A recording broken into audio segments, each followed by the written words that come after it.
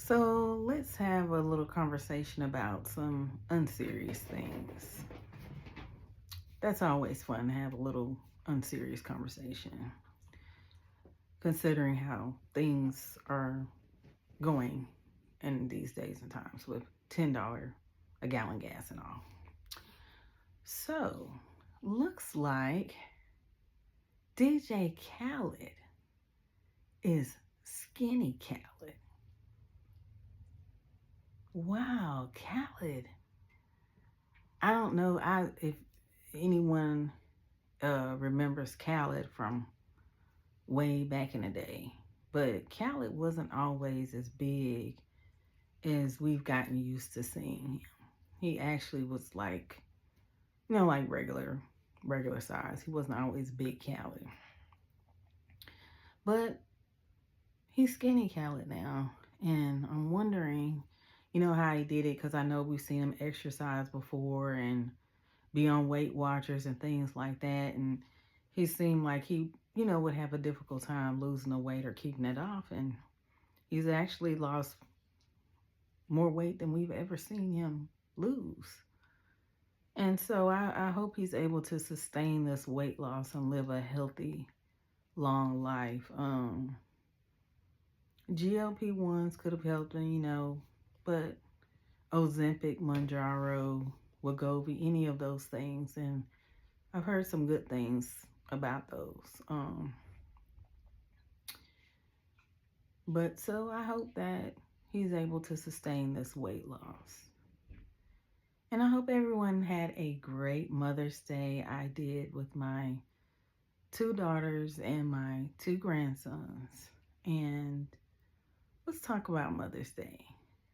Someone we all know and love, the singer Ne-Yo, shouted out his three baby mamas and his three sister wives. I believe Ne-Yo thinks that we care more about his three living sister wife, girlfriends, a lot more than we do. I actually have forgotten about them until I saw an interview. I didn't even watch the whole interview, I just saw an excerpt from it, where he was saying that he thinks people care a lot about his three girlfriends. And I had forgotten about the three girlfriends. I couldn't personally care less, but maybe some people do care about that. But do your thing, Ne-Yo. And Gucci Mane gets his wife Keisha, how do you say her last name? Kayor? Kayor, a new Rolls Royce. I'm sure, it's gaudy looking. They like gaudy things, and that's cool. That's what you like. You like your stuff to be just gaudy. Cool. Was this Rolls Royce purchase, you think, with Fugiano and Pooh Shiesty's money? Think it's safe to say, yeah, probably so. But they are signing his record label. Cardi B has been hanging out with your man Stefan Diggs. I mean, they probably always hang out, but I think he had some kind of Mother's Day wellness event, and they were hanging out, hugged up and everything. Everyone was talking about that. And again, these relationships, they come and go. They last a long time. They don't. Whatever they're doing, God bless. Teach their own. If they're happy, I'm happy for them. So it's you'll see, always we're gonna have some questions at the end of these topics. A question I have is about the sister wives.